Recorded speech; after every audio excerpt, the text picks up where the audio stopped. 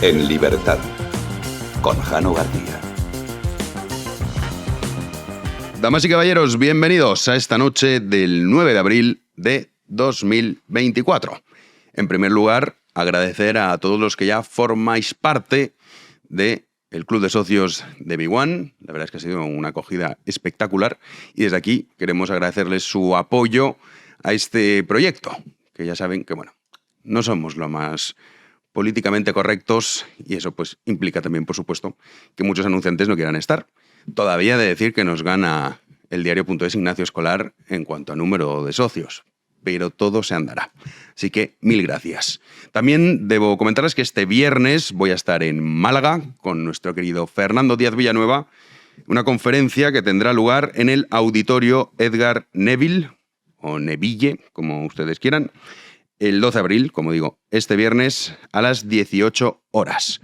Voy a dejar el comentario fijado, se lo voy a pasar a nuestro querido Héctor, para que aparte del comentario fijado que esté el Club de Socios, también tengan ahí la posibilidad de inscribirse, sobre todo los que sean de Málaga o alrededores y tengan a bien acudir. Respecto a la actualidad, pues hoy conocemos que Puigdemont anuncia que si no es presidente de la Generalitat de Cataluña, abandonará la política. Bueno, esto es un órdago, como si de verdad quieren la independencia, voten por mí, y si no, entonces entenderé que el pueblo catalán no es tan sabio y no tengo más remedio que abandonar la política, que él no va a ser jefe de la oposición. Esto, ¿qué quieren que les diga? Un anuncio de un tipo como Puigdemont, pues no lo podemos creer hasta cierto punto. Hoy también conocemos más informaciones relacionadas con la cuestión de Begoña Gómez. Ya saben que además amenazó al Confidencial, que es el medio que más está publicando información al respecto de esos amigos que de la noche a la mañana empiezan a recibir todo tipo de ayudas públicas porque Begoña se dedica a firmar cartas. Y amenazaba al Confidencial, decía, no, es que ustedes han publicado la UTE de Begoña Gómez. Hombre, sí, ya sabemos que la UTE no es de Begoña Gómez, pero es que todo eso estaba luego en la información, el que lo leía, perfectamente explicado. Rectifiquen eso. Eso es lo que no es verdad. Todo lo demás sí que es verdad, porque ahí no le ha parecido mal el asunto. Pero bueno, respecto a estas informaciones que van apareciendo, a esas subvenciones que reciben y que hemos ido contando a lo largo de estas semanas, hoy el líder de la oposición, Alberto Núñez Feijóo, ha pasado por el programa de Carlos Herrera en la COPE y ya saben que hay una gran pregunta y es, oye, ¿por qué no llaman a Begoña Gómez a esa comisión de investigación que va a hacer el Partido Popular, que han llamado a más de 50 personas, han citado a más de 50 personas, y por qué no a Begoña Gómez? Es la gran pregunta. Una pregunta que solamente tiene dos respuestas. Pero vamos a escuchar cómo ha respondido al respecto Alberto Núñez Feijóo. Nosotros hemos pedido la comparecencia de personas o empresas que han salido de una forma directa o indirecta en lo que conocemos en el sumario. Queremos saber lo que ha ocurrido en nuestro país durante la pandemia y probablemente también si en nuestro país estaban ocurriendo cosas irregulares, mordidas, comisiones, antes de la pandemia, no solo durante la pandemia, y si también han ocurrido después de la pandemia. Hemos llamado a 58 personas y una vez que tengamos información sobre lo que nos quieran contar, si es que nos quieren contar algo, si no, evidentemente seguiremos investigando y sobre todo los juzgados también seguirán investigando, pues veremos si es necesario llamar a alguien más o no. Este caso pinta muy mal, afecta a 6 ministros del gobierno, afecta al anterior y al actual secretario de organización del Partido Socialista y lamentablemente, por la información que están publicando los medios, también afecta al entorno familiar del presidente del gobierno. El entorno familiar del presidente del gobierno. Alberto Núñez Feijóo muchas veces ha dicho, no, es que no es nuestro estilo. Nosotros no somos como ellos. Pero es que esta guerra sucia es evidente que hay que jugarla como juega el adversario. Porque si no, te acaban machacando. De hecho, él mismo sufrió en sus propias carnes Si ustedes recuerdan, hace 2 semanas, que bueno, lo sacamos aquí en este programa, cuando María Jesús Montero acusó a Alberto Núñez Feijóo de haber colocado a su mujer en una empresa para que luego posteriormente esa empresa recibió 100.000 euros, lo cual era mentira. Pero claro, el que conozca el currículum de la mujer de Alberto Núñez Feijóo, que también lo repasamos aquí, en fin, que ya le gustaría a Feijóo y a todos los políticos que están metidos en el Congreso. La fundadora de Zara Home. Esa es la mujer de Alberto Núñez Feijóo, la que convenció a Mancio Ortega de destinar una pequeña partida a esa idea que ella estuvo liderando y dirigiendo durante 15 años. Y que lo ha convertido pues, en lo que es hoy en día. Claro, si de verdad alguien se cree, pues es que esto, pues bueno, la gente escucha 100.000 euros y dice, mira, fíjate qué fortuna.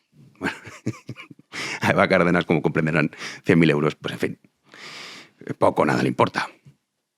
Y con el currículum que tiene, pues ya me dirán. Cree el ladrón que todos son de su condición. Claro, María Jesús Montero, ¿a dónde iba a ir si no estuviese metida en esto? Entonces, pues bajo esa lógica, operan de esa manera. Pero al mismo le acusaron de algo que era falso. No duró ni 24 horas, el bulo. Pero si ustedes recuerdan que también, en ese preciso instante, Pedro Sánchez se dirigía a Alberto Núñez Feijóo y le decía, más cosas y más cosas. 2 veces. Como amenazándole. Como tenemos más cosas. Aquí lo que cabe preguntarse es, entonces ustedes, ¿por qué no citan a Begoña Gómez? Y solo hay 2 respuestas posibles. Una, por temor, por no vaya a ser que si la traemos, entonces publiquen algo que con lo que nos han extorsionado, nos están amenazando con ello, lo cual evidentemente te inhabilita para ser líder de la oposición. Si tienes temor a que se publique algo, si tienes que ocultar algo y para eso llegas a un acuerdo con el líder de la mafia de la PSOE, en este caso Pedro Sánchez, pues hombre, evidentemente ahí hay un problema. O la segunda opción, que yo creo que es lo más razonable, es que quizá esa bala no la quieren utilizar todavía. Porque todavía conoceremos más información al respecto de los tejemanejes de Begoña Gómez. Pero solo hay esas 2 posibilidades. Si no la llaman, ya sabemos por qué. Y si no lo hacen, Alberto Núñez Feijóo se tendrá que ir. Evidentemente, uno no puede estar chantajeado dirigiendo el Partido Popular, siendo el líder de la oposición de este país. Y que sus acciones no se lleven a cabo, pues no es que me amenazan con sacarme esto. Entonces hago un pacto de silencio y así no la llamamos. O la otra opción, que es esa. Bueno, vamos a esperar que cuando llegue el momento, pues ya la llamaremos. No hay más alternativa. Solo hay esas 2 posibilidades. Y evidentemente lo gordo de toda esta trama de corrupción no son las mascarillas de Koldo. Eso es una broma. Lo gordo está con la cuestión de ir a Europa y con todas esas empresas que se han beneficiado de ser amigos de Begoña Gómez. Ahí está lo gordo. Millones de euros. Evidentemente esto lo tendrá que dictaminar la justicia. La comisión esta de investigación, pues bueno, ocupará portadas, telediarios, pero poco más. Esperemos que sea la segunda respuesta, insisto.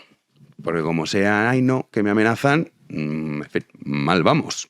Respecto a los socios de Pedro Sánchez, a la cuestión de la independencia de Cataluña, saben que ayer estuvo en el Senado Pere Aragonés, que bueno, se dedicó a mofarse de Pedro Sánchez. Diciendo, este decía que no, y luego sí. Y por supuesto que nosotros vamos a realizar un referéndum. Claro, también hoy conocemos que el Tribunal Constitucional, ya saben, esa iniciativa que había aprobado el Parlamento de Cataluña por la independencia, la ha suspendido. Para eso sí que se dan prisa, ¿eh? Cuando hay que hacerle el favor al gobierno, ahí está rápido Conde Pumpido y compañía para decir, no, esto es imposible. Porque estamos en esa lucha. De, bueno, a ver, yo ya he cedido con la amnistía. Si quieres lo del referéndum, tendrás que darme algo a cambio. Quizá los presupuestos, que recuerden que no han sido aprobados.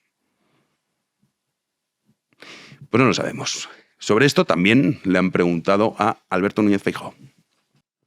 El problema ya en nuestro país es que ya nadie cree al Partido Socialista.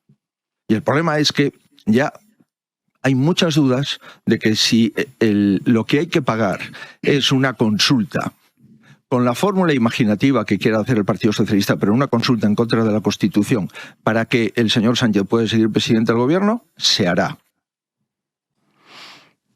El problema más bien no es que ya hay gente que no cree en el PSOE, no. El problema es que hay todavía muchísima gente que sí. Es que si mañana se celebrasen elecciones, hay serias dudas sobre cuál sería el resultado. Bueno, sí, el PP ganaría, pero ¿le daría la suma con Vox? Pues no lo sabemos. Es que el Partido Socialista en las encuestas se mueve entre el 30 y el 28%. Y luego ya saben el efecto que tiene siempre cuando hay unas elecciones. Generalmente, pues bueno, muchos dicen, venga, va, voto al PSOE, o voto al PP, o voto al líder de esos bloques, por denominarlo de alguna manera. Y seguramente obtendría mejor resultado que las encuestas.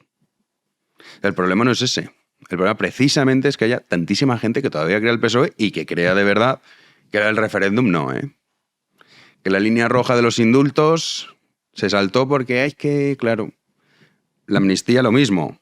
Creen que de verdad no va a pasar exactamente igual con el referéndum, lo llamarán de otra manera. A la ley de amnistía la han llamado de otra manera. La reconciliación, ya saben. Pero es evidente que ese es el camino. Y que el resultado de las elecciones en Cataluña, pues ahí determinará simplemente cuándo es el momento. Ya sabemos lo que van a hacer, lo que no sabemos es cuándo. Todo dependerá de la necesidad en ese momento preciso para pasar una noche más en la Moncloa de Pedro Sánchez. Pero cambiando de tercio, hoy hay una noticia que ha pasado muy desapercibida y es en relación, si yo les digo José Lomas, dicen, bueno, no sabemos quién es. Yo reconozco que tampoco. Pues es un octogenario que está ahora mismo siendo juzgado y al que le piden 25 años de cárcel. Y ustedes dirán, ¿por qué? La respuesta es porque él estaba en su casa, entró un ladrón y primero cogió una escopeta, posteriormente disparó al aire para que el ladrón se marchase, no se marchó, el ladrón portaba una motosierra y lo que hizo fue, pues, abatirlo. Repito, en su propia casa. Bueno, 25 años de cárcel le piden a este pobre hombre. Escuchen cómo se defendía en el juicio porque merece la pena. Yo no abandono mi casa y la defiendo.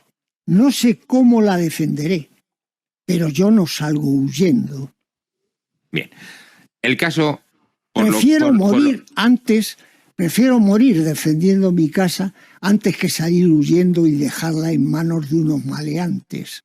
Por eso le digo que la finalidad última, usted estaba protegiendo su casa, sí, y luego indirectamente a usted. A mí. Pero usted lo que le preocupaba es que usted de su casa no se iba. Yo de mi casa no me voy. Eso. O sea, no, señor. La principal defensa era su casa. Exactamente. Bien, eso es lo que le he dicho. Bien. Es que es lo que conseguimos los humanos después de una larga vida de lucha, de sacrificio, de esfuerzo y de pasiones. Tener un sitio donde te sientas protegido porque es tuyo y, según la Constitución, porque es inviolable. Bien. Pues tienen su alegato.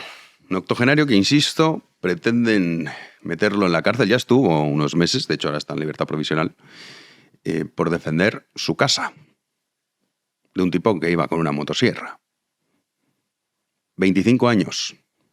Posiblemente esa generación, sobre todo en este mundo, ¿no?, que el que vivimos, que creemos que todo lo hemos creado nosotros, cuando en realidad nosotros lo que hemos hecho es heredar algo que previamente han hecho otros, en este caso la gente que es más mayor que las nuevas generaciones, posiblemente fuesen más analfabetos. No tendrían tantas carreras, ni tendrían tantos másters, ni podrían exhibir su vida privada con stories y selfies.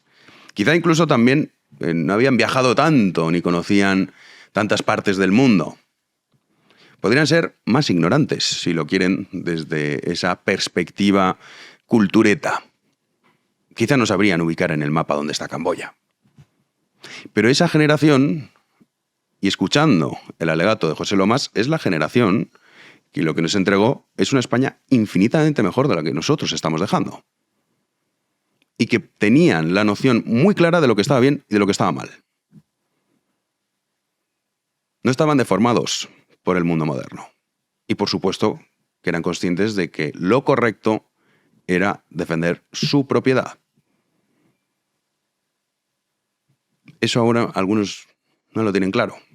Y la prueba evidente es que quieren encarcelarlo 25 años.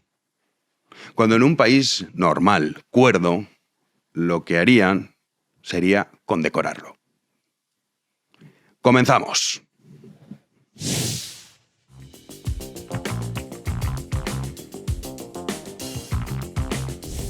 Recibimos, como cada noche, a Javi Sanz. ¿Qué tal, Javi? Como cada noche y como cada día. Muy bien, Jano. ¿Y tú cómo estás? Pues bien, nervioso.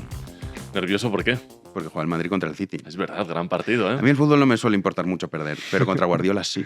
Hombre, es el partido del año, la verdad que Sí. hay ganas de verle. Yo soy del Atleti, ya lo sabes, pero yo creo que hoy vais a ganar. Luego la eliminatoria no lo sé, pero hoy el Madrid gana al City. Ojalá. De hecho, tiene que estar jugando. Sí, ahora mismo está jugando ya. Sí, pero yo no sé. No lo veo claro. Es una eliminatoria que no la veo nada claro. Confía. Yo sobre todo que quiero ganar a Guardiola. Luego que nos elimine, yo qué sé. el Ha dicho Arsenal. Guardiola que tiene ganas de ir al Bernabéu para ver, porque sabes que Florentino ha pedido Que se que en cierre. el partido de hoy se cierre Sí. para que genere más impresión a los jugadores del City. Bien, Anda bien. que Florentino es tonto. El Tito Floren. Sí. Sabe perfectamente lo que se tiene que hacer. Sí, pero dicen que le queda muy poco, ¿eh? ¿En qué sentido? El de presidente. Bueno, y también está relacionado por temas de salud. Por eso te digo, Sí, sí. efectivamente. O ¿Te sea gustaría Rafa Nadal presidente del Real Madrid? Sí, Bien, sí me gustaría. porque a ti no te cae bien. Pero dicen que a va a ti no te cae ser... bien Nadal. A mí me cae bien Rafa Nadal. ¿Cómo me va a caer Pero bien ahora Rafa Nadal? con la crisis de las vacunas y no Ah, sé bueno, qué, ahí te no. posicionaste muy a favor de Novak Djokovic. Hombre, que me parece bien, pero a favor del sentido común, no de Novak Djokovic, de todos los que estaban implicados, Novak, independientemente si no fuesen Efectivamente. Djokovic. Sí, ahí me falló. Pero, independientemente de eso, me gustaría, aunque dicen que va a ser Carlos Sainz, el padre, claro, no. Carlos Sainz, sí, pues también. O Carlos Herrera, que se ha presentado también a la Federación de Fútbol. Digo, oye, pues a lo mejor. Oye, pues a mí me molaría que fuese Claro, Herrera por eso te presidente de digo. la federación. Por eso. ¿Sabéis por qué? Porque Herrera ya le importa tres narices. O sea, Sí, claro, económicamente ya. no Sí, tiene, sí. vamos, ningún problema, ya su carrera profesional está hecha y estoy convencido que lo haría muy bien. Bueno, nunca se sabe. No creo que llegue ese momento. Sí, nosotros no votamos, o sea que... No. Bueno, vamos con nuestra dura realidad. Vamos con las noticias del día, comenzando con una crisis importante que se está desarrollando de nuevo en el Ministerio Público por las discrepancias con respecto a esa polémica ley de amnistía de Pedro Sánchez entre el fiscal general del Estado y algunos de los fiscales de este ministerio. Esta vez los vocales de la Asociación de Fiscales presentes en ese Consejo Fiscal, de mayoría, importante recordarlo, conservadora, bueno, pues han elaborado un borrador de informe contra dicha ley, contra la ley de la amnistía, pese a la oposición del fiscal general del Estado, Álvaro García Ortiz, nombrado precisamente por Pedro Sánchez, por el presidente del gobierno. De esta manera, estos fiscales conservadores cumplen lo reclamado por el Senado, donde recordamos que hay mayoría del partido de Alberto Núñez Feijóo, del Partido Popular, que pedía que se confeccionara dicho informe. Una petición que el fiscal general del Estado ya había rechazado por dos ocasiones, ya que aseguraba que carece de competencias para ello. Sobre todo este asunto y las concesiones de Pedro Sánchez a los independentistas para seguir en el poder, le preguntaban justamente al expresidente del gobierno socialista, a Felipe González, en una entrevista realizada en el diario digital de Objective. Y esto es lo que opina Felipe González con respecto a estas políticas de Sánchez. Le escuchamos.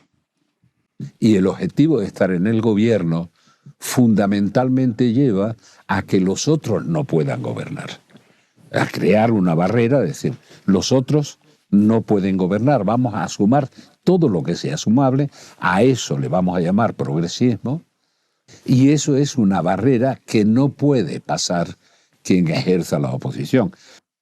El único objetivo de Pedro Sánchez, ya lo hemos escuchado, Jano, es que la oposición, es decir, los partidos contrarios al sanchismo, pues no gobiernen nunca este país, España. Tampoco ha descubierto la pólvora, Felipe González, con estas declaraciones. De hecho, empecé a ver la entrevista. Oye, han fichado, The Objective ha fichado a Cebrián. Sí, claro. De hecho, ese programa, Claro. la entrevista la hace Cebrián. Sí. Por ello yo digo, pero bueno, ¿esto qué es? En fin, y entonces la estuve viendo y la le verdad es echaron que a Cebrián no, del país, que era miembro. no, él está de presidente honorífico. Eso, Porque es uno de los honorífico, fundadores efectivamente, del país. justo, Y le han eso es. quitado. Y le han quitado. Como cuando a Sabater lo echaron. También. Claro que, a ver, dices, me está insultando al que le paga. Más o menos, sé. Bueno, no, censura, no, hombre, censura. No está insultando al que le paga. Sí. Está trabajando en un medio crítico con el país, eso sí es verdad. No, antes de estar en el The Objective, que ahora está en el The Objective también Sabater, él escribió varios Ah, no, sí, artículos, claro. insultando, y dice, coño, pues eso. Entonces el país, pues también con Cebrián. Censura, Jano. Pero vamos, que la entrevista, el mismo rollo de siempre, y sí, Felipe González ahora nos cuenta, pues sí, que no, que él es buenísimo, el del terrorismo de Estado, no hay que olvidarlo. Vale, bien, no quería destrozar España, eso es evidente. O también quizá no lo necesitó, que también es una posibilidad, porque claro, las hipótesis aquí de Felipe González, es cierto que cuando perdió con Aznar podría haber pactado con todos los nacionalistas, pero bueno, dijo yo, antes de que esto fuese ingobernable, porque en realidad Sánchez no gobierna. Está en la Moncloa, se sienta en los sillones azules, pero gobernar ya sabemos que no es él y que, bueno, Felipe González no lo quiso hacer. Pero insisto, estos son, lo vamos a ver en la tertulia, los que luego votan al PSOE y después ya me contará usted. Yo creo que siempre decimos en este programa que Felipe González seguiría votando al Partido Socialista. Yo creo que con Pedro Sánchez igual se lo piensa. Pues ya lo ha dicho públicamente. Las últimas. Pero Pero coño. digo, ahora ya de cara a las próximas, habría que verlo. No lo sé. Vamos con dos temas que están relacionados, la inmigración. Efectivamente, y es que según, fíjense, importante, atentos, los datos que se desprenden del Ministerio de Igualdad, en lo que va de año, la mitad de los asesinatos de mujeres han sido cometidos por extranjeros en España. Repito, la mitad de los feminicidios en este país han sido cometidos por extranjeros.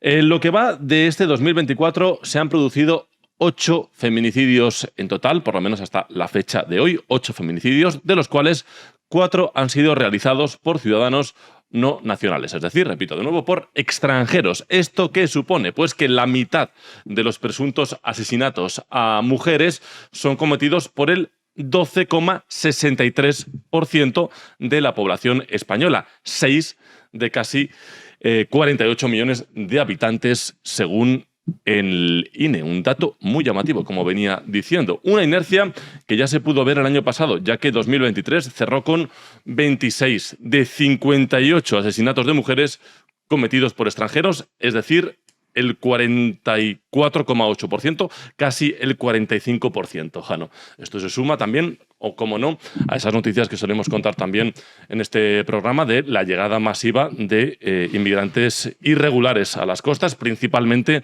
de Canarias, que siguen llegando todas las semanas, hay que denunciarlo. Sí, esto es lo que explicaba Iván Espinosa Los Monteros muy bien cuando hacía esos hilos de matemática para Progress, y explicaba que, oye, vale bien, o sea, yo no voy a decir todos los extranjeros son, pero es evidente que hay un problema.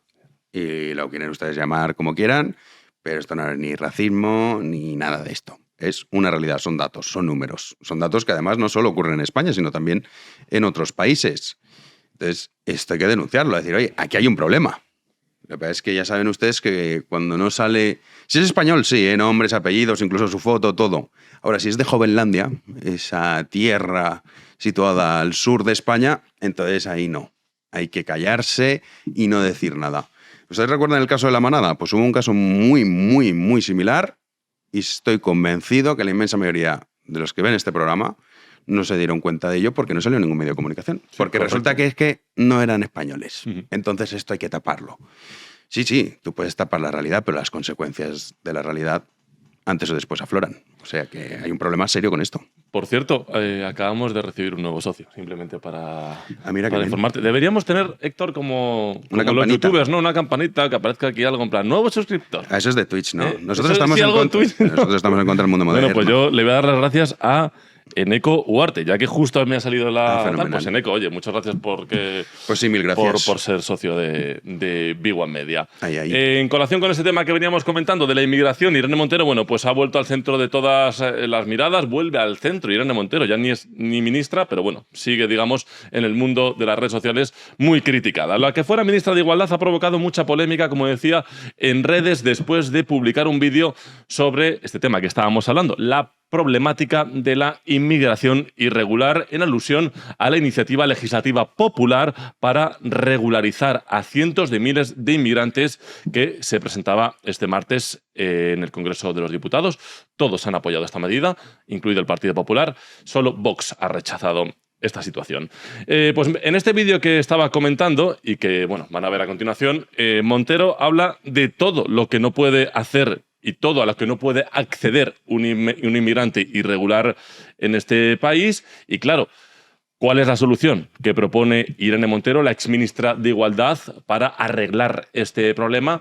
Pues regularizar y dar papeles a todos los inmigrantes irregulares. Irene Montero, sus palabras. ¿Alguna vez te has preguntado lo que significa no tener papeles? No tener papeles significa no poder acceder a derechos que tienes como ser humano. Y por eso, por el derecho a tener derechos, también porque ningún ser humano es ilegal, los colectivos antirracistas han trabajado y han conseguido presentar una iniciativa legislativa popular en el Congreso para la regularización ya.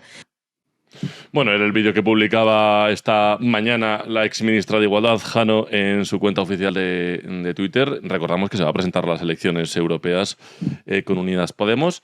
Y nada, para Irene Montero hay que regularizar a todo el mundo. Da igual que un inmigrante venga legalmente a trabajar a España, que va a ser exactamente igual que vengas legal o ilegal para Irene Montero. A mí lo que me ha fascinado es su defensa del derecho natural. Yo soy naturalista a muerte. Yo soy naturalista, pero vamos, a más no poder.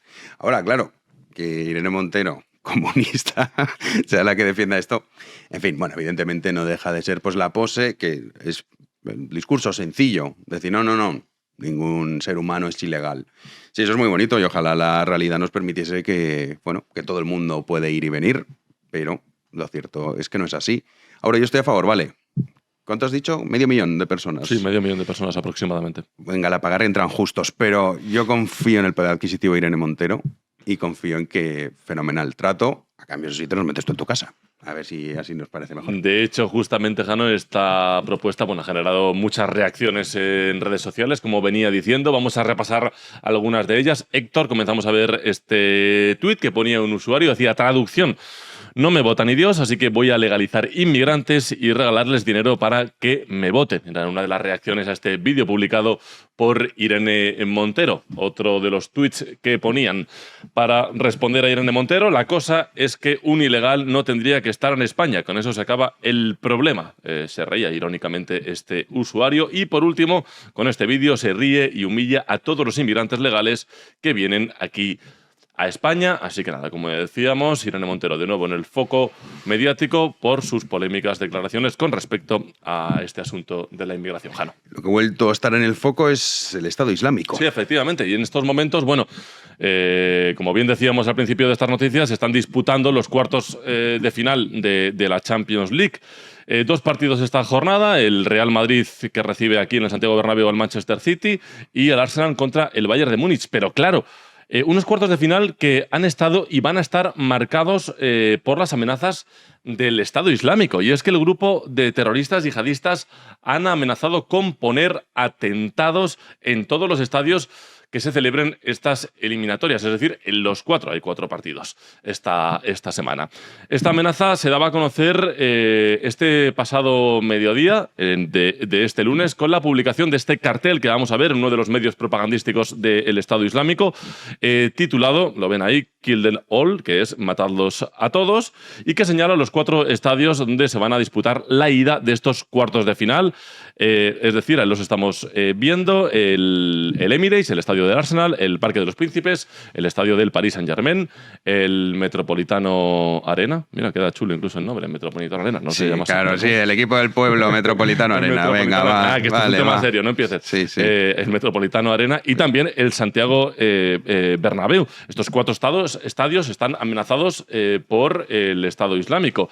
Y pese a que desde el Ministerio del Interior de Marlaska, se han visto obligados a reforzar los medios antiyihadistas para estos partidos que se desarrollan en la capital de España, en el Santiago Bernabéu y en el Metropolitano, desde el Consejo de Ministros, han quitado un poco de hierro al asunto. Son las palabras de Pilar Alegría, la portavoz del Ejecutivo. Mensaje de tranquilidad, si me permiten, a la ciudadanía y sobre todo de confianza del trabajo que realizan magníficamente nuestras fuerzas y cuerpos de seguridad del Estado. está bien mostrar tranquilidad, porque al fin y al cabo no nos podemos esconder por ese tipo de amenazas de esta gentuza terrorista, pero bueno, es grave. Bueno, sí, es grave sobre todo si al final consiguen su objetivo, que esperemos que no sea el caso. Más que nada porque hace poco se atentó también en Moscú, un atentado de magnitudes importantes, así que tenemos que estar precavidos, por lo menos eso. Pero poco más podemos hacer. Poco más podemos hacer.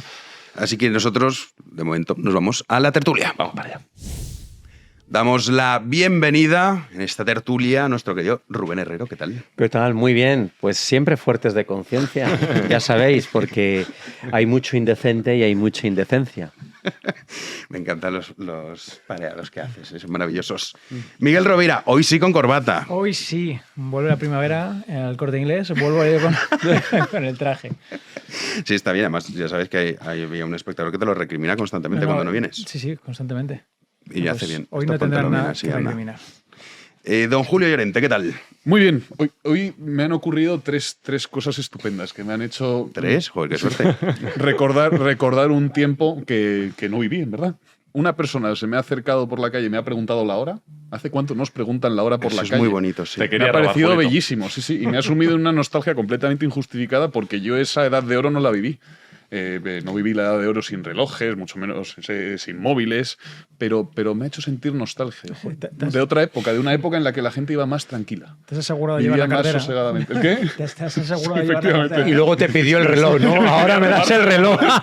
Oye, no le echa face. Tiene la hora, yo estaba un hombre paseando a su perro. Muy bonito. Y ha debido de dejar el móvil en casa, ha debido de salir sin mirar la hora y bien. Oye, me parece y las otras dos superan esto porque esto es difícil. Las otras dos es que una persona me ha preguntado por la ubicación de un hospital. Supongo que también, pero no era el mismo, era otro. Era otra persona. Joder, sería un patriota porque era otra persona. Y otra que me ha preguntado la ubicación de la Fundación Juan March y me ha explicado el motivo, que iba a pasar un rato en sus jardines porque al parecer hay una biblioteca ahí al aire libre y que iba a pasar un rato ahí leyendo. Y me ha parecido todo maravilloso, me ha reconciliado con el mundo todo esto que me ha ocurrido. Todo esto hoy. Las tres personas hoy. Las tres personas diferentes. hoy. No estás haciendo como el del PNV, que viste lo que hizo el otro día. Como Pedro Sánchez cuando hablaba de la mujer aquella. Me ha dicho Valeria. No. Me ha ocurrido hoy. Me acuerdo de la hora porque, claro, se la he tenido que decir al señor. A las 3:30, a las 6:15, 6 menos cuarto, viniendo de camino hacia aquí porque he venido andando. Y otro a las 6. Oye, mira. Sí, es una maravilla. Pues yo sé que viví ese mundo, ¿eh? El de preguntar, y además preguntar dos veces, porque veías que alguno, oye, ¿dónde está esto? Y dudaba diciéndote la dirección y decías, voy a volver a preguntar porque no me fío. Y con mapas viajes como los padres. Sí. Mapa Repsol. Era un mundo más feliz. No, bueno, y cuando Yo creo que sí. La gente daba indicaciones de las calles a gritos. Maravilloso. Pues si era extranjero o invidente, y el otro decía, mira, que yo soy invidente, no sordo, y extranjero, pero oigo bien. Hablando de la gente a gritos. No sé si os acordáis de esos momentos, claro. ¿no? Eso era espectacular. Sí, ahora habría que ver si nos quitasen esto. ¿Cuántos podríamos llegar? Claro, ya nos hemos acostumbrado a ver Google Maps. Sí. ¿Y ahora cómo lo haríamos? Oye, el jueves viene, querido Julio, José María Marco, a hablar de este libro, La hablada del pardo, que ya hablamos el otro día del libro. Pero, Franco y Azaña, ya saben ustedes que José María Marco es, yo te diría, el mayor experto, es que no me gusta la palabra, pero el que más conocedor, muy bien, Miguel, si es que no hay nada como tener talento, el mayor conocedor de Azaña. Sí, un estudioso de Azaña. Sí. Un estudioso de Azaña.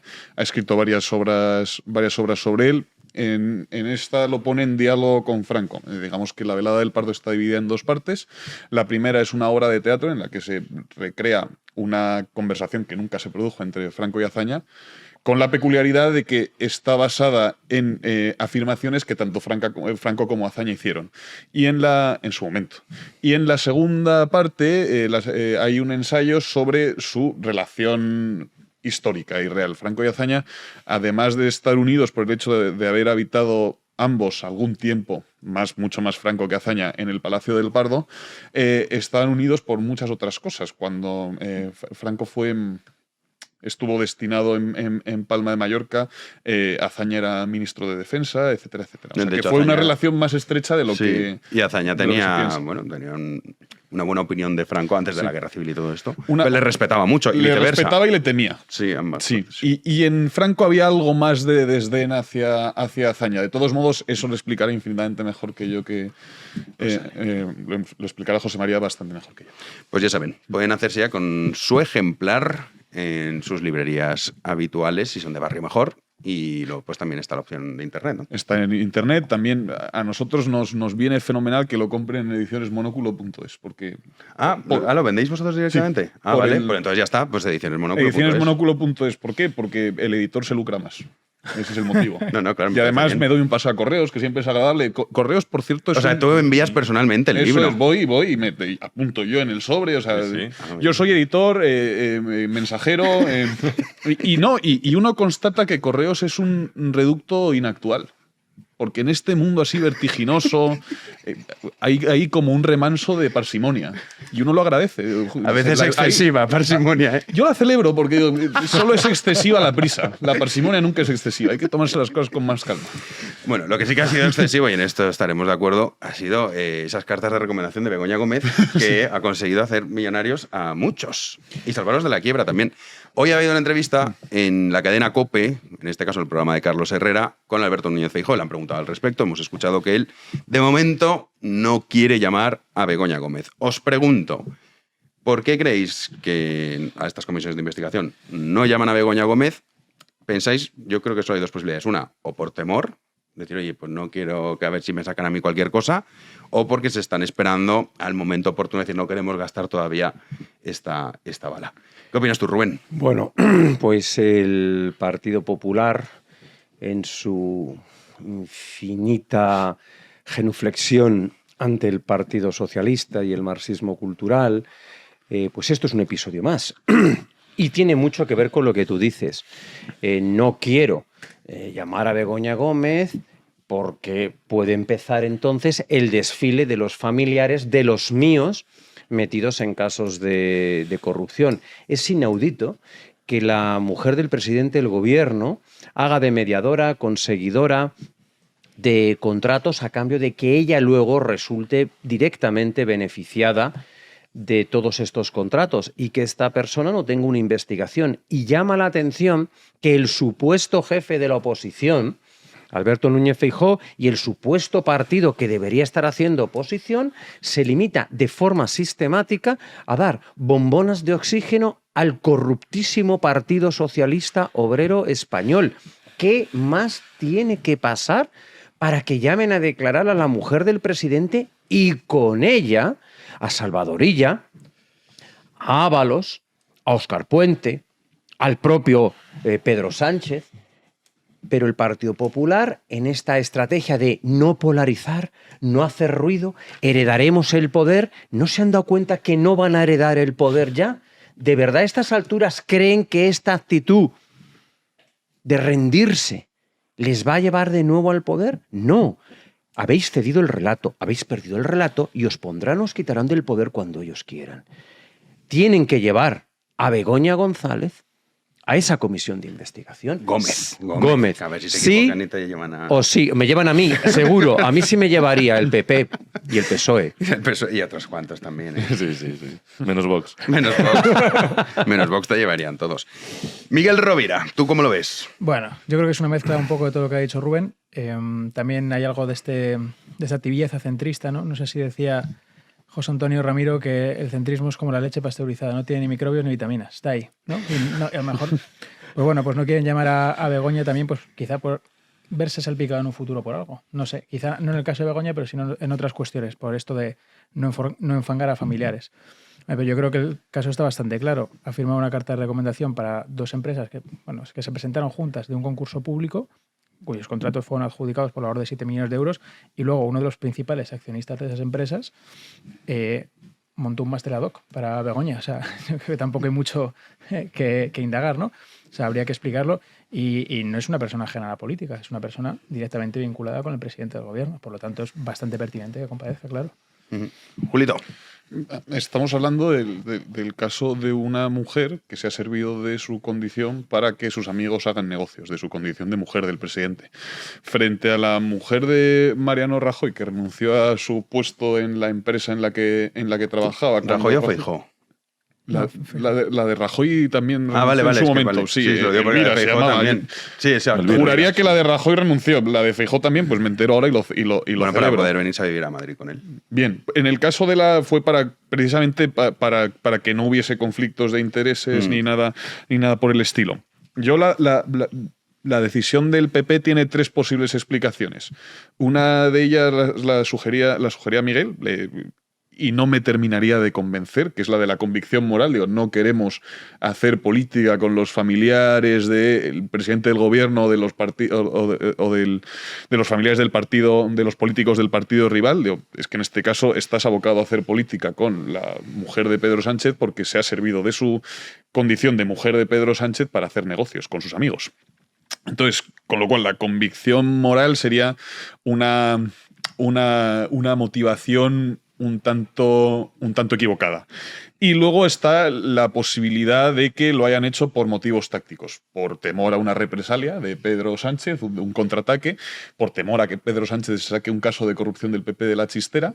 No hace falta que sea especialmente grave, como el del novio de Ayuso, o sea, que no hace falta que sea nada especialmente grave, o bien porque quieren que el escándalo se prolongue en el tiempo.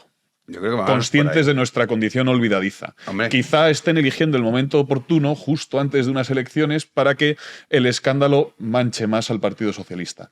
Y precisamente por eso, por lo que decía antes, porque son conscientes de nuestra condición olvidadiza, desmemoriada, de que si la mujer de Pedro Sánchez va a comparecer hoy, probablemente dentro de 2 semanas ya no se hable del tema. Totalmente. Mira, Ábalos. ¿Quién habla ahora de Ábalos? ¿Quién habla hoy de Ábalos? Entonces, si ese es el motivo, me parecería una decisión acertada. Es decir, si tienen previsto llamar a Begoña Gómez a declarar a comparecer en el Senado, me parecerá bien. Si es por temor a una represalia de Pedro Sánchez o si es por un escrúpulo moral un tanto equivocado, me parecería, una decisión muy cuestionable. Sí, yo pienso más como tú, que va más por esa línea. De hecho, me parece que es lo inteligente. Ahora mismo, si tú traes a Begoña Gómez, ¿quién se acuerda de Begoña Gómez dentro de un mes, cuando todavía está saliendo mucha información al respecto? Y sobre todo que Begoña Gómez también eclipsaría a todos los demás comparecientes. A Armengol, a Salvador Illa, quizá. Hoy lo que le interesa al Partido Popular es que la atención se centre en Salvador Illa, que es el que va a concurrir a las elecciones en Cataluña. Me da esa impresión. Es que lo contrario sería inexplicable. Sí, eso es lo que decía, que la otra, si no, tendría que ser, yo creo que no tanto por tibieza, sino por temor a que a ver si me sacan algo a mí, entonces eso te inhabilita para ser líder de nada, porque decir, oye, o sea... Es que habría que recordar que el Partido Socialista y el Partido Popular son los 2 partidos europeos con más casos de corrupción dentro de la Unión Europea. Pero son porque los que más han gobernado también, Rubén. Entonces gobernar te tienes que corromper. Sí, vale. No, coño, no te tienes que corromper, pero si tú tienes mucha más responsabilidad de la probabilidad. Pero esto lo ha dicho hasta el propio Abascal. Abascal ha dicho muchas veces, yo en Vox no puedo prometer que no nos salga un corrupto, porque es imposible. Lo que pasa es que si no gobiernas en tantos sitios, la probabilidad es menor. Bien. Entonces, como dices, democracia orensana, no tiene ningún caso de corrupción. No me calles, bajadas. Gobiernan en un sitio. Ahora, PSOE y PP a nivel europeo, que gobiernan en muchos. Pero obviamente no defiendan la corrupción, pero es evidente que salen más casos. Bueno, son los 2 partidos con más casos. Se cuentan por miles los casos de corrupción asociados. Sí, eso sí. Y evidentemente el Partido Popular, pues ahora mismo con todo el tema, por ejemplo, de la presidenta de la Comunidad de Madrid y otros familiares de otros cargos, entenderán y calcularán que como me pongan sobre la mesa a la mujer del presidente, van a contraatacar con todos los familiares implicados. Y en ese contraataque, el Partido Popular tiene muchísimo a perder, porque va a poner de manifiesto toda la situación vinculada a la corrupción del Partido Popular, y ellos no quieren. ¿De verdad creéis que están haciendo un tacticismo para mantener el caso de Begoña calentito para un futuro? No, yo es que me parece, vamos... Tampoco requiere un ejercicio intelectual ímprobo, ¿eh? No. He llegado a esa conclusión yo en 5 minutos.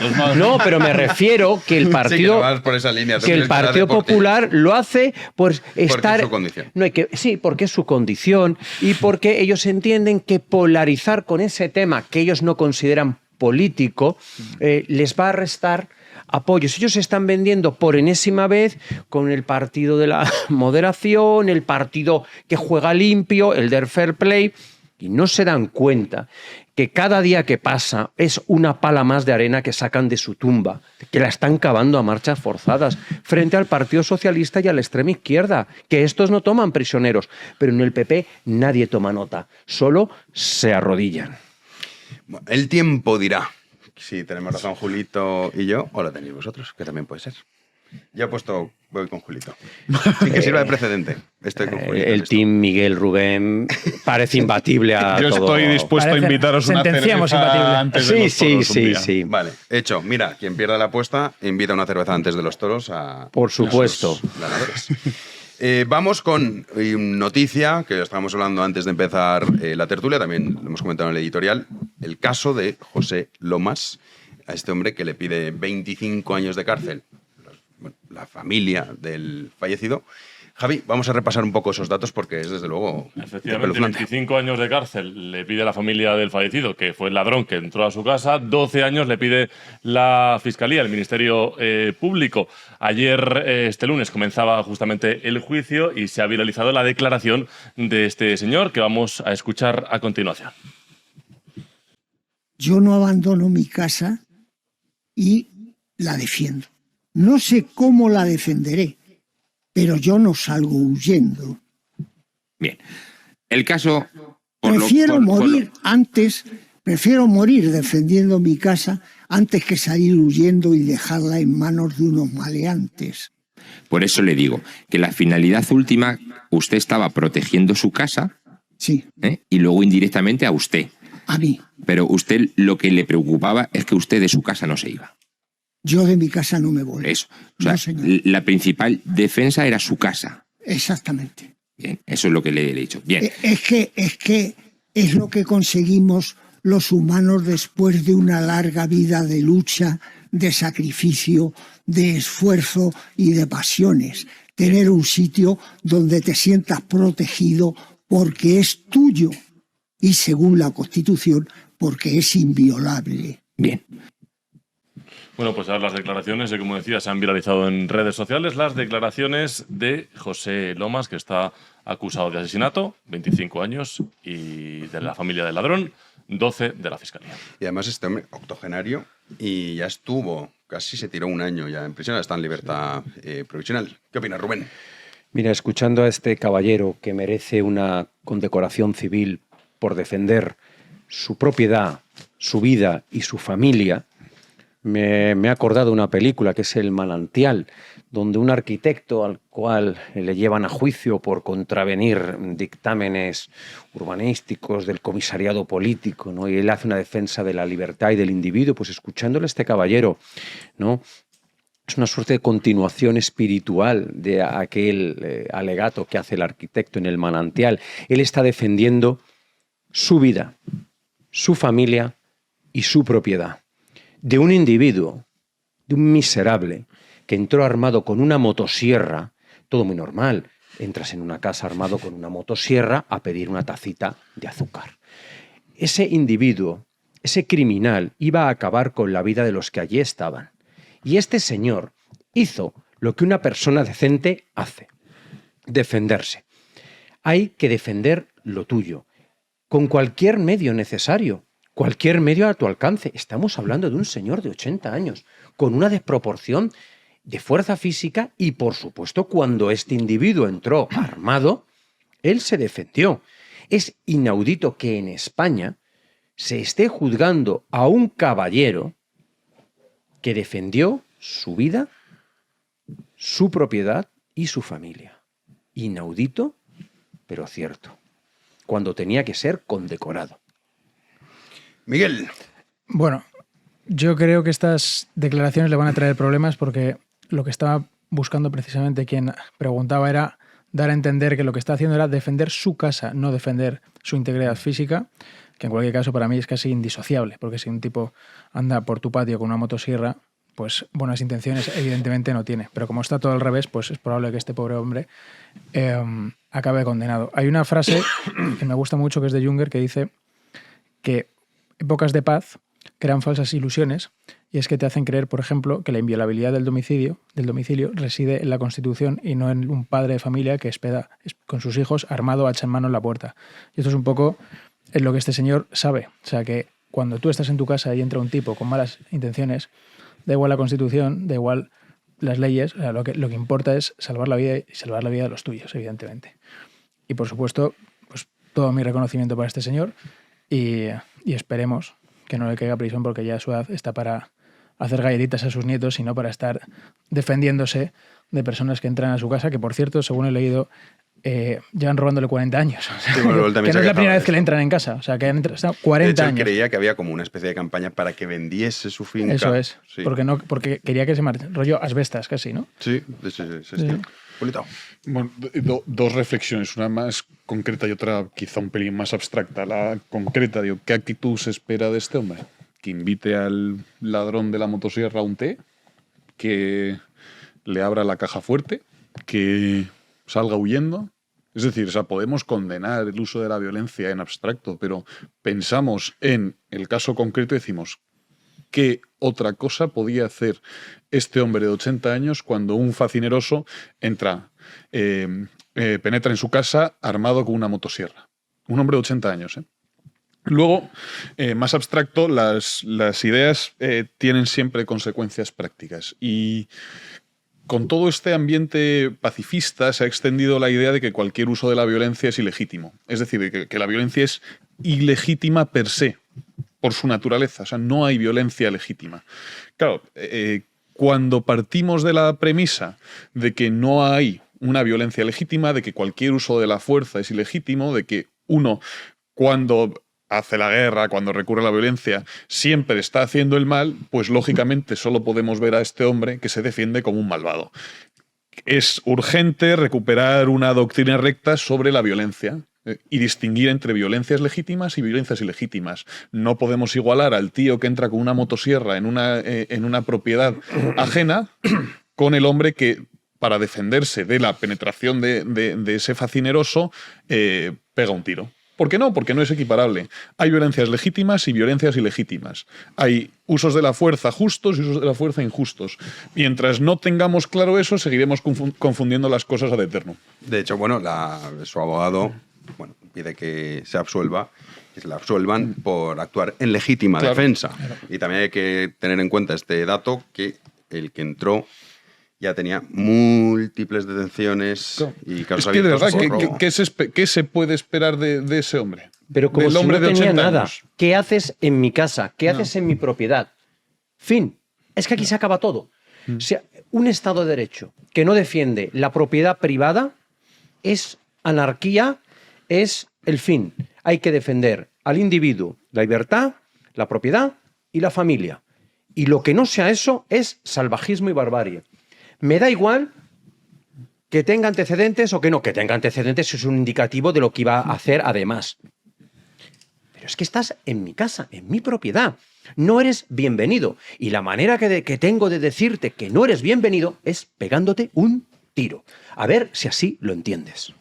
Luego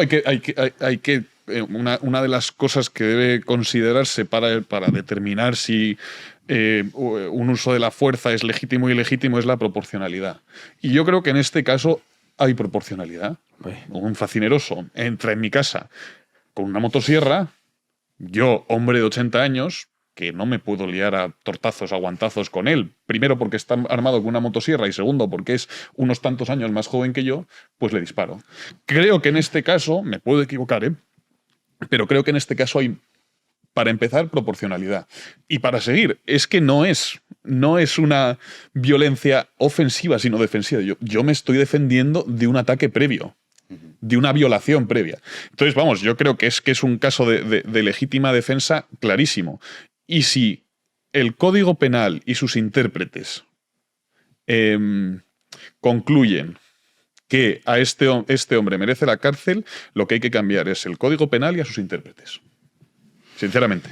Por desnortados. Miguel. No, simplemente, incluso aunque no hubiera proporcionalidad, en este caso, evidentemente la hay porque el tipo estaba en el jardín con una motosierra.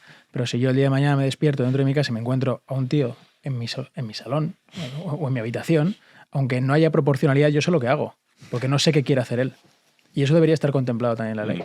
La proporcionalidad me da igual. En el momento que me encuentro a una persona dentro de mi casa, yo sé lo que puedo, lo que no puedo hacer, y más en defensa de los Bueno, míos. uno no puede hacer cualquier cosa. O sea, si entra un mendigo en su casa desarmado... Sabes Pero tú eso no lo perfectamente, sabes, o sea, Julito. Bueno, O sea, yo te digo, por ejemplo... pero la entro en mi- proporcionalidad es importante, ¿eh? O sea, Ya, pero yo entro ahora en mi casa, imagínate. porque si no ocurre lo Vuelvo que a ocurre casa- ocurre lo que ocurre en Gaza. Si no consideramos la proporcionalidad.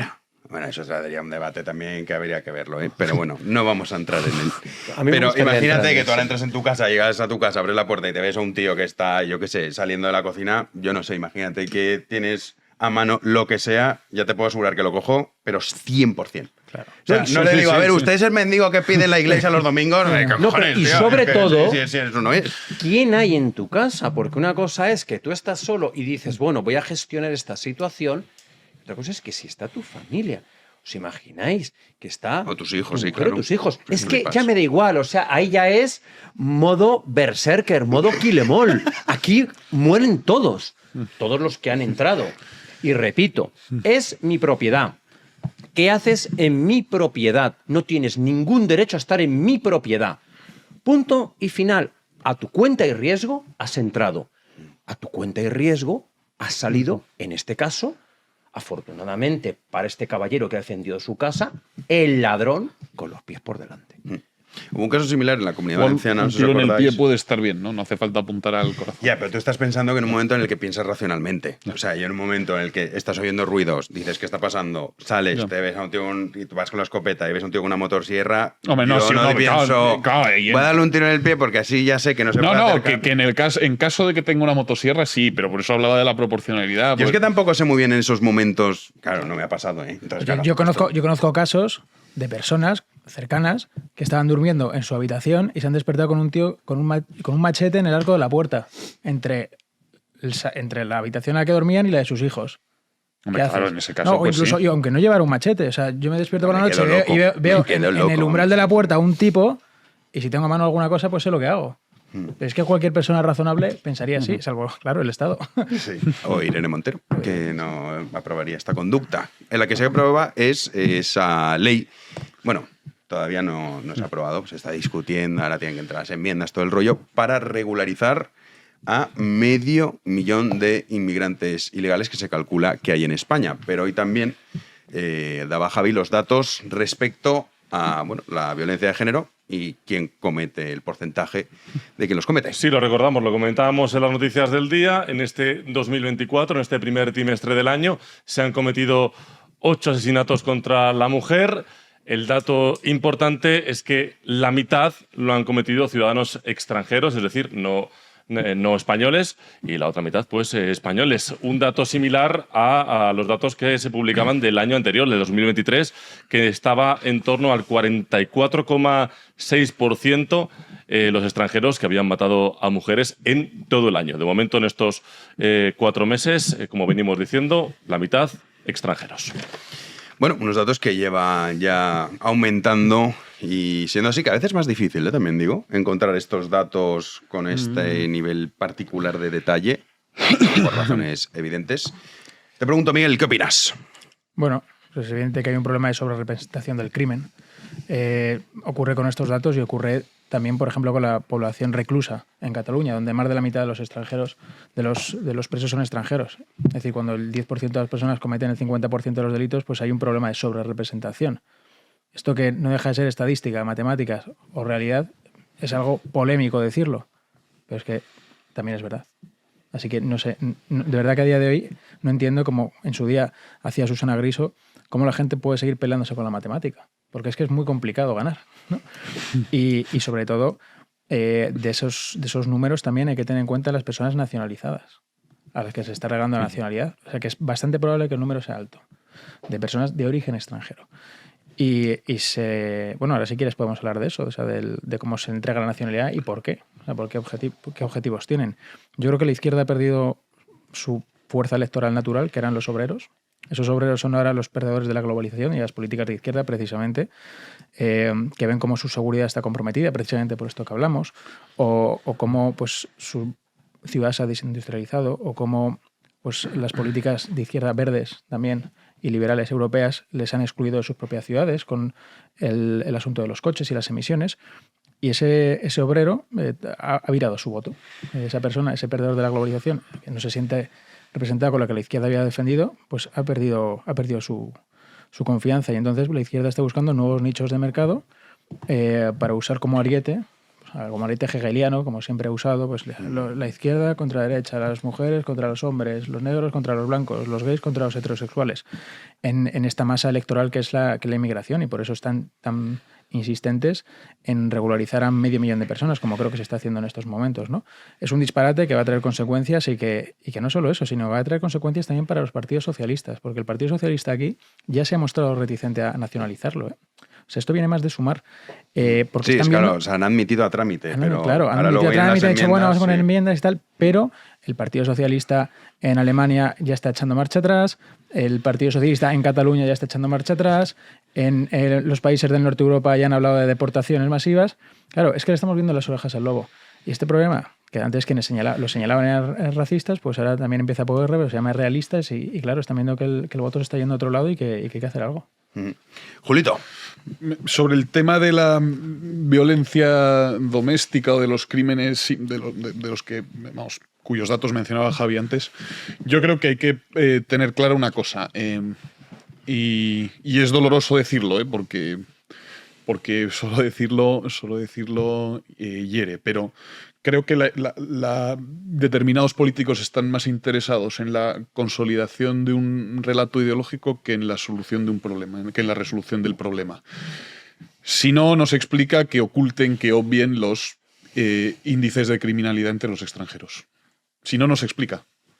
No se explica, simplemente no se explica. Por tanto, a mí lo que más me preocupa de esto es que se anteponga la ideología a la realidad.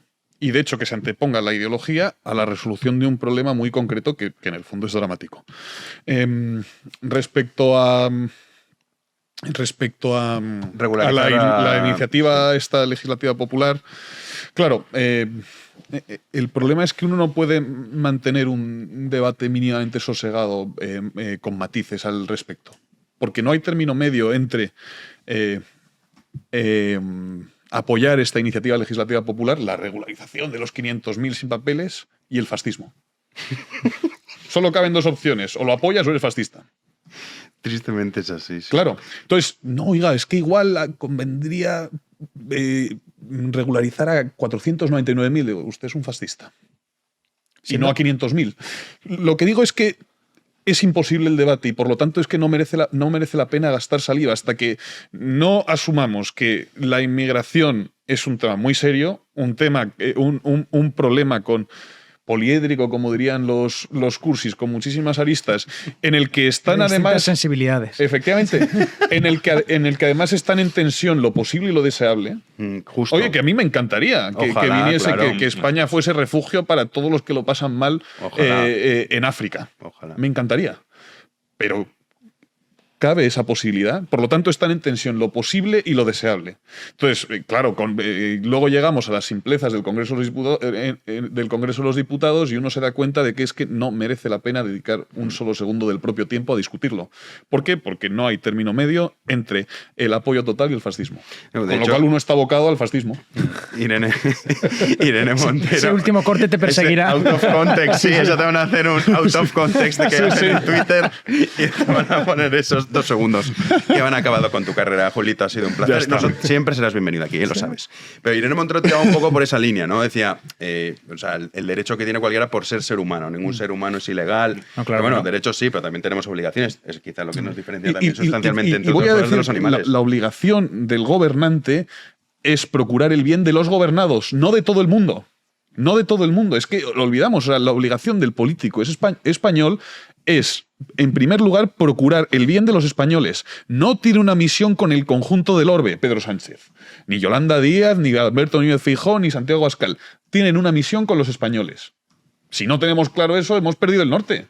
O estamos abocados a perderlo.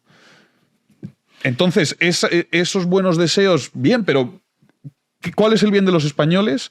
¿Y qué admite el bien de los españoles y qué no? ¿Podemos acoger aquí a todos los sufrientes del mundo? Pues no. No. Rubén. Bien, La solución es sencilla, evidentemente, el camino hacia la solución algo más complicado. La solución es muy clara. En España, los españoles, primero. En España, nuestros intereses nacionales, primero.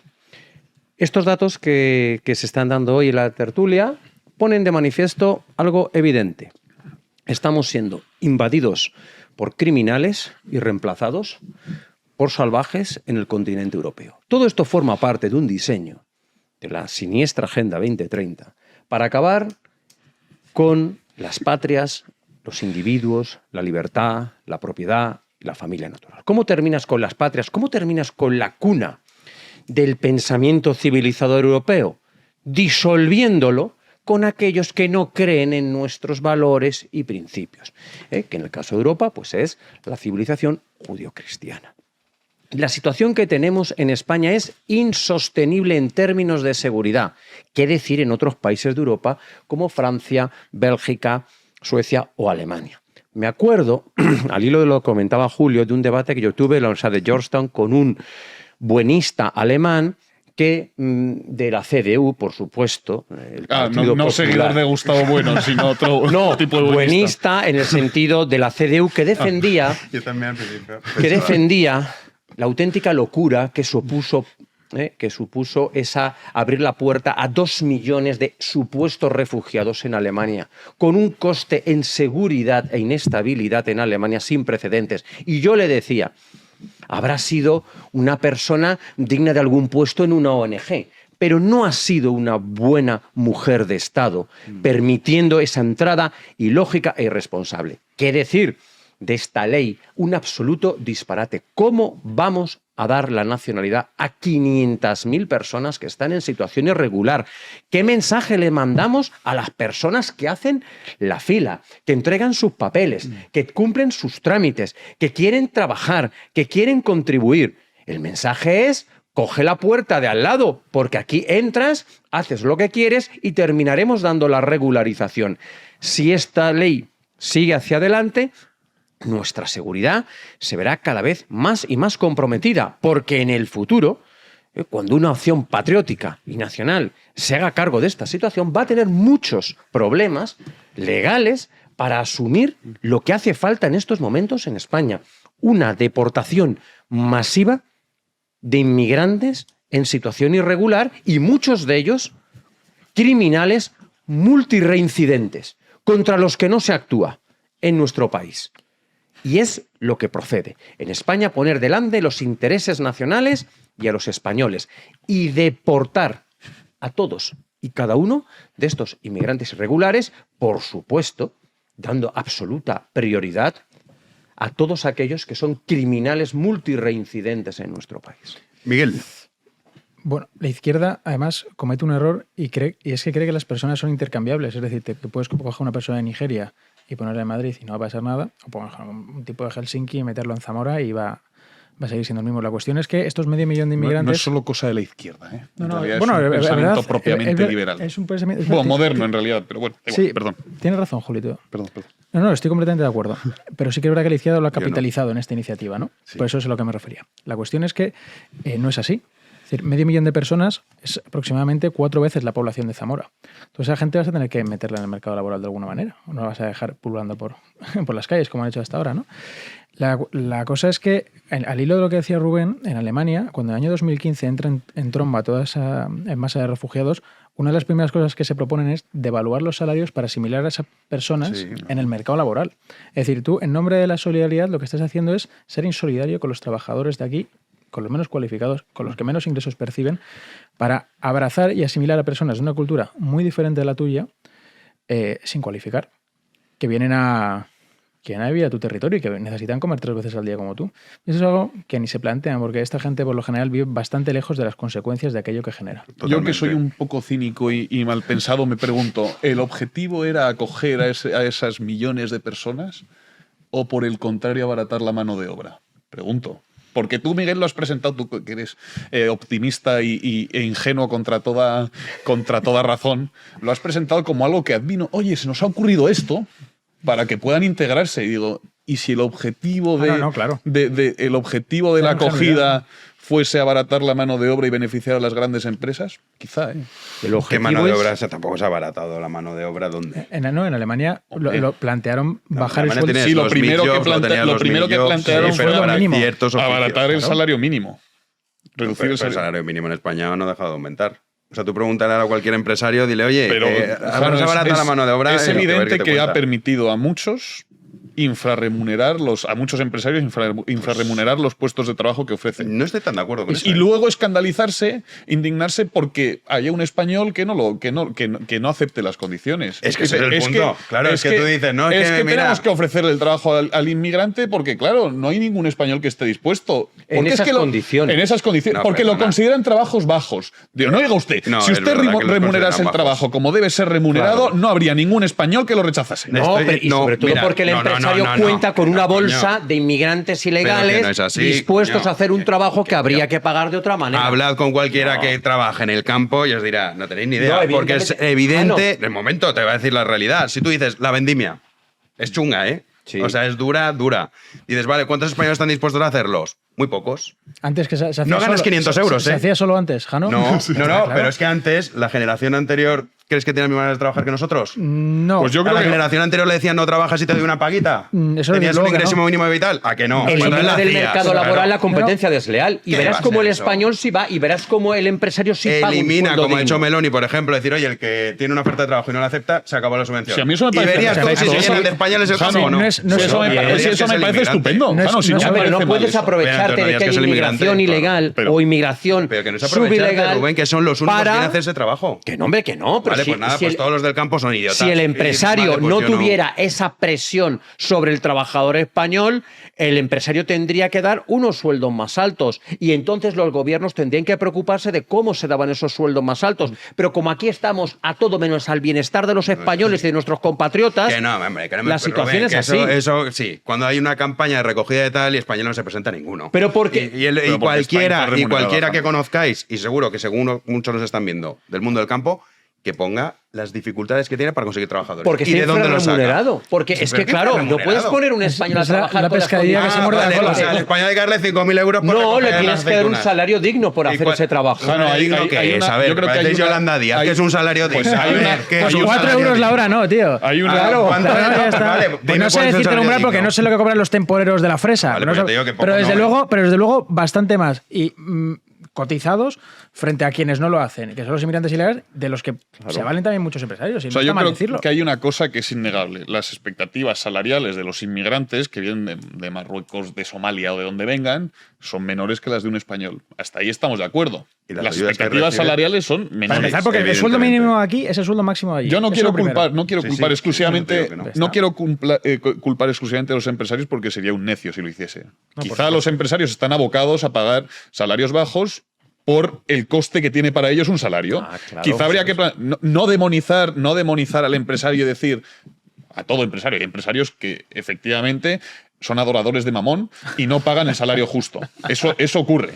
Pero hay otros que están asfixiados por el Estado y no pueden ofrecer un salario mejor, con lo cual hay que pensar, hay que considerar el tema en toda su amplitud. Digo, igual, la manera de que los empresarios ofrezcan salarios mejores es reducir un poquito los impuestos, con lo cual yo una fórmula que veo muy conveniente es subir el salario mínimo profesional y a su vez reducir los impuesos que hay sobre la actividad empresarial. Pero con eso no solucionas, y de verdad te lo digo, hay trabajos que los españoles no quieren hacer. Yo conozco casos, y no te estoy diciendo de casos cercanos, de amigos míos que no son analfabetos, tienen sus carreras, sus másters y todo el rollo, que literalmente te dicen, no me compensa coger este trabajo, que no es el de recoger fresas, porque es que total, 300 euros más al mes, con el paro, tal, no sé qué, no sé cuántos, me quedo en mi casa. Y esto es una realidad que no me podéis decir que la ecuación sale, hay que preguntarse qué salarios son esos. No, o sea, que te compensa más la ayuda que el salario. Porque existen ese tipo de pagas de decir, porque claro, los sueldos. Y ese tipo de salarios. Y ese tipo de impuestos que llevan a la asfixia absoluta al empresario. Es que aquí es una cuestión que tienes que abordar, que tiene que cesar la confiscación fiscal que existe en España. Coño, pero si eso me parece si muy tú bien, bajas la confiscación fiscal, si tú te preocupas de forma realista por tus intereses nacionales, por tus compatriotas, estas situaciones no se producen, porque todo el mundo tendría un salario digno. Pero cuando tú dedicas la mayoría de los impuestos a la destrucción del Estado, a la destrucción de conceptos como patria, individuo, libertad y propiedad, no hay manera de conseguirlo, Jano. Es que es absolutamente imposible. A ver, Rubén, también seamos serios. Decimos, no, es que nuestros bisabuelos, ¿te crees que tenían unos salarios de la leche? No, si eran pluriempleados, salían de casa a las 8 de la mañana y llegaban a las 10 de la noche. Ya me estáis contando. Bueno, había más poder adquisitivo. Despedimos que si no, no llegamos. Oye, tenemos club de socios.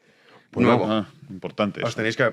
Ya a ver qué dices tú de la usura. Apúntate. Importante. Porque nos del micromercenazgo. Javi está pendiente de los correos y sabremos si os habéis apuntado o no. Importante. Muy importante que te apuntes. Pero a mí me lo podéis quitar directamente de mis honorarios. Que, como sabéis, son muy exigentes. A mí también.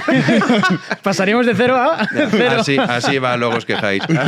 Así va. Pasarías de 0 a menos 10. La fórmula... menos 10 pavos, pero... No, 5. ¿Pero qué confiscación es esta? Mínimo, vale. Fórmula perfecta, Jano. Derechos laborales amplios, impuestos bajos. Fórmula perfecta. Vale, fenomenal. Así la gente se puede abonar a Big One, tío. Claro. ¿Ves? Es que hay que pensar en todo, Jano, tío. Sí. Hay que pensar en todo. Bueno, este debate da para mucho porque un simplismo. En fin, No, mil gracias, no. Julito. Te veré Muchas gracias. a José María Marco, tu editorial Monóculo. Veas a José María Marco, a mí Sí, bueno, espero a ti que no. A ti no, pero José María Marco sí. Este libro tan maravilloso que ha escrito. Miguel, espero que vuelvas así de elegante la semana que viene. Volveré. Y a Rubén Herrero no, porque siempre vienes elegante. O sea que... Siempre fuerte de glamour, siempre fuerte de conciencia. Bien. Así tiene que ser. Nos vemos mañana, Javi. Nos vemos mañana, Héctor. Y ustedes, regresamos mañana a las 9 de la noche aquí en Libertad, en Big One Media. Muchísimas gracias por estar ahí. Adiós.